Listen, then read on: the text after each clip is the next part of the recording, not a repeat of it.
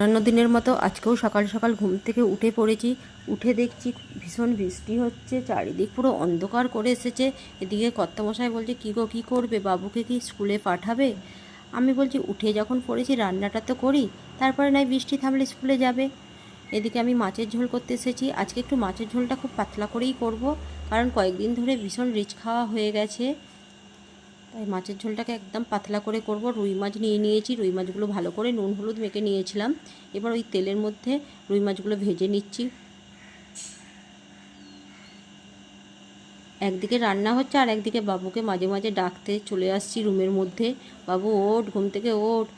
সকালবেলা উঠতে চায় না, আর রাত্রিরে যেমন ঘুমাতে চায় না, দেরি করবে, ঘুমারে ঘুমারে জোর করে ঘুম পাড়াতে হয়, তেমন সকালবেলা আবার উঠতেও চায় না।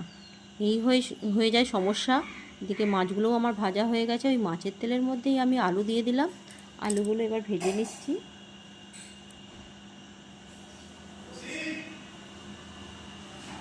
এদিকে আলুগুলো ভাজা হয়ে গেলে হালকা ভাজবো, ভেজে এর মধ্যে দিয়ে দেব টমেটো কুচি, কাঁচা লঙ্কা, আমি গুঁড়ো লঙ্কা দেবো না আজকে, আর গ্রেট করে আদা রেখে দিয়েছি, ওগুলো দিয়ে দিলাম। দিয়ে আরও কিছুক্ষণ নাড়াচাড়া করে নেব। আজকে আবার বাবুর ডিম টোস্ট নিয়ে যাবে, আগে থেকেই বলেছে মাম্মাম কালকে ডিম টোস্ট নিয়ে যাব। ওকে আমি ডিম টোস্ট সাধারণত দিই না, তাও বায়না করেছে একদিন দেওয়া যেতেই পারে, তাই ডিম টোস্ট রেডি করা হয়ে গেছে। এবার দিয়ে দিলাম মাছের ঝোলের মধ্যে নুন আর জিরে গুঁড়ো, তারপরে দিয়ে দিচ্ছি হলুদ গুঁড়ো। আরও কিছুক্ষণ নাড়াচাড়া করে নেব।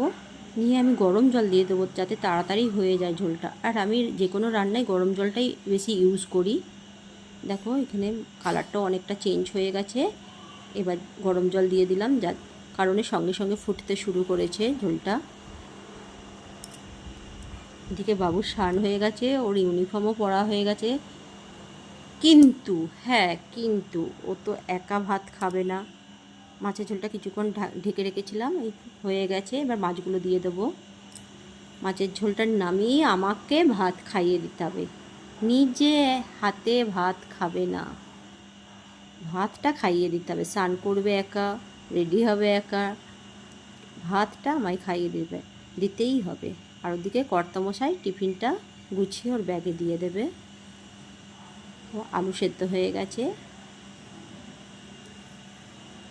বাচ্চাগুলো ভীষণ বায়না করে, খাওয়া দাওয়া নিয়ে তো বায়না করেই যায়, নিজে হাতে খাবে না।